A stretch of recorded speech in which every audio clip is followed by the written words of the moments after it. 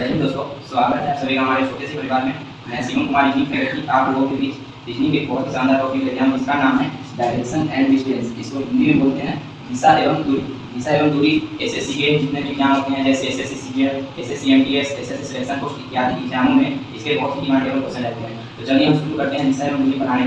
तो सबसे पहले दिशा एवं दूरी में आपको डायरेक्शन क्या है? डायरेक्शन मतलब होता है दिशा। दिशा आप लोग बचपन में पढ़ेगा कि दिशा कितने होते हैं? 4 दिशा होते हैं, पूरब, पश्चिम, उत्तर, दक्षिण। लेकिन 4 दिशा से एग्जामिनर ऐसा क्वेश्चन नहीं पूछता है। एग्जामिनर पूछता है दूसरे दिशा से क्वेश्चन। जैसे समझ लीजिए दिशा डायरेक्शन है, ऊपर होता है नॉर्थ, नॉर्थ में होता है उत्तर, उसके बाद नीचे उसके सामने होता है साउथ, साउथ में होता है दक्षिण, उसके साथ ही इधर होता है ईस्ट और इधर होता है वेस्ट। ईस्ट मतलब पूरब होता है और वेस्ट मतलब पश्चिम होता है। लेकिन आपको नॉर्थ ये तो हमेशा याद रखिएगा कि ऊपर जो होता है वो नॉर्थ होता है और नीचे होता है साउथ होता है। लेकिन आपको ईस्ट और वेस्ट में कंफ्यूजन की सामना करना पड़ता है। इस बात में दूर करने जा रहे हैं। जैसे देखिए, अगर ईस्ट मतलब होता है पूरब, तो पूरब इधर क्या होता है? पूरब यदि आप हिंदी में लिखिएगा वैसे पूरब लिखा जाता है, पूरब ऐसे लिखा जाता है। तो पूरब में ये 80 का इधर क्यों होता है? दाहिने साइड क्यों होता है? जैसे हम बोर्ड के डायरेक्शन में है, तो बोर्ड के डायरेक्शन में है तो इधर अगर पूरब इधर कर रहे हैं तो बोर्ड के डायरेक्शन में ईस्ट इधर होता है दाहिने साइड। जैसे कि पूरब में इसलिए यहाँ पे हमने पूरब दिए हैं क्योंकि पूरब का ये जो है इधर इधर इधर क्यों है? इधर ईस्ट होता है, पूरब मतलब ईस्ट होता है और वेस्ट इधर होता है। ये आप लोगों को डायरेक्शन 4 डायरेक्शन क्लियर हो गया। अब आगे बढ़ते हैं। 4 डायरेक्शन से एग्जामिनर क्वेश्चन नहीं पूछता है। एग्जामिनर दूसरे तरीका से क्वेश्चन पूछता है।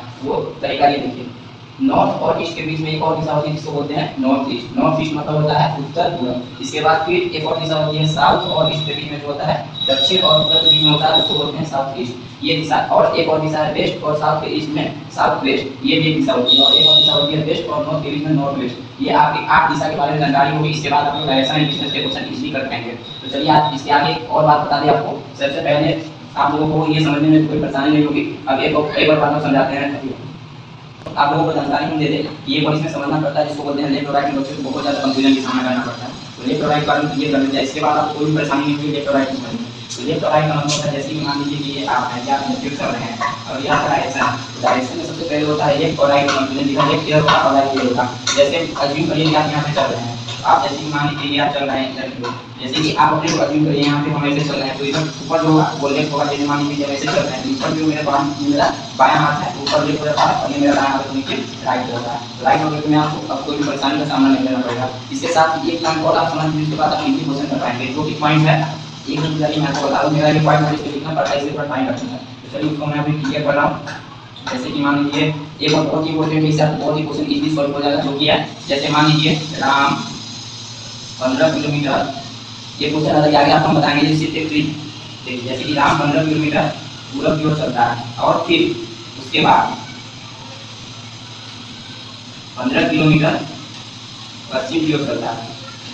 मान लीजिए जैसे कि राम 15 किलोमीटर पूरब की ओर चला तो इसका डायरेक्शन में समझते हैं। ये आपका क्वेश्चन आप सॉल्व होने लगेगा, कोई परेशानी नहीं होगी। जैसे ईस्ट इधर की ओर है, इधर की ओर है पूरब, तो आपको पहले क्वेश्चन में क्या बोल रहा है? राम 15 किलोमीटर पूरब की ओर चलता है, उसके बाद 15 किलोमीटर पश्चिम की ओर चलता है। ये बहुत इंपॉर्टेंट टॉपिक है, ये बहुत ही इंपॉर्टेंट पॉइंट। इसको आप समझ लीजिएगा तो आपका डायरेक्शन एंड डिस्टेंस का 50% आपका प्रॉब्लम सॉल्व हो जाएगा। इसी में क्वेश्चन रहता है, बच्चे इसमें कंफ्यूज कर जाते हैं कि 15 किलोमीटर ये ऐड कर देते हैं, 15 किलोमीटर ये ऐड कर देते हैं। ये ऐड नहीं करना है। इसमें आपको देखिए कैसे क्वेश्चन बनेगा। जैसे बता रहा है राम 15 किलोमीटर पूरब की ओर चलता है, पूरब किधर है? जैसे मान लीजिए राम का ये इनिशियल पॉइंट है, इनिशियल पॉइंट से पूरब की ओर 15 किलोमीटर चला, ठीक है।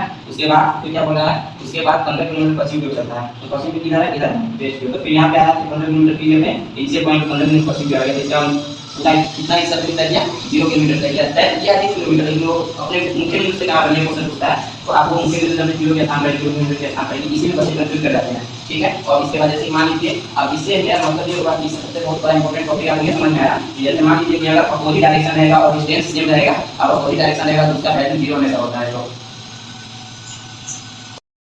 ये क्वेश्चन है, राम 15 किलोमीटर पूर्व की ओर चलता है, फिर 14 किलोमीटर दक्षिण की ओर चलता है, तब वो अपने मुख्य बिंदु से कितनी दूरी पर है? तो ये क्वेश्चन आप लोग अब इजीली सॉल्व कर पाइएगा क्योंकि आपको डायरेक्शन का ज्ञान हो चुका है। तो चलिए इसको शुरू कर दें। राम 15 किलोमीटर पूरब की ओर चलता है, तो इसमें देखिए पूरब किधर है? ईस्ट इधर की ओर है। तो राम पूरब में 15 किलोमीटर की ओर चलता है, यहाँ 15 दीजिएगा, ऐसा ही इनिशियल पॉइंट है, मुख्य बिंदु है। उसके बाद क्वेश्चन में क्या कर रहा है? फिर 14 किलोमीटर दक्षिण की ओर चलता है, फिर इधर देखेंगे दक्षिण किधर? साउथ मतलब दक्षिण नीचे की ओर है। तो यहाँ पे पहुंच गया, यहाँ से अब क्या 14 किलोमीटर दक्षिण की ओर चलता है, 14 किलोमीटर नीचे दक्षिण की ओर कर देते हैं। तो इसका कितना हो गया? अब इसका क्या पूछ रहा है? तब वो अपने मुख्य बिंदु से कितनी दूरी पर है? इसका डिस्टेंस पूछ रहा है कितनी दूरी पर है। तो इसका डिस्टेंस ऐसे निकालिएगा, जैसे ये इनिशियल पॉइंट है तो आप ऐसे जाएगा, ऐसे तो पूरा काउंटिंग नहीं करेगा। इसका सबसे शॉर्टेस्ट बिंदु जो होता है वहां से कैलकुलेट करना होता है। जैसे कि मान लीजिए मुख्य बिंदु यहाँ से हम इसको ऐसे कर दीजिए 15 और 14, ये क्या हो गया? ये अब हो गया पाइथागोरस थ्योरम पर आ गया। तो इसका यहाँ पे जैसे ये h हो गया तो h निकालना पड़ेगा। तो यहाँ पे होगा h² h बराबर √b² प्लस 3 स्क्वायर। तो इसका रूट अंडर 3 का वैल्यू कितना है, मतलब होता है ये, तो 15 का स्क्वायर प्लस 14 का स्क्वायर। तो इसका कितना होगा, 15 का 225 प्लस 14 का 196। इसका टोटल होगा, उसका आंसर निकल जाएगा। Thank you so much.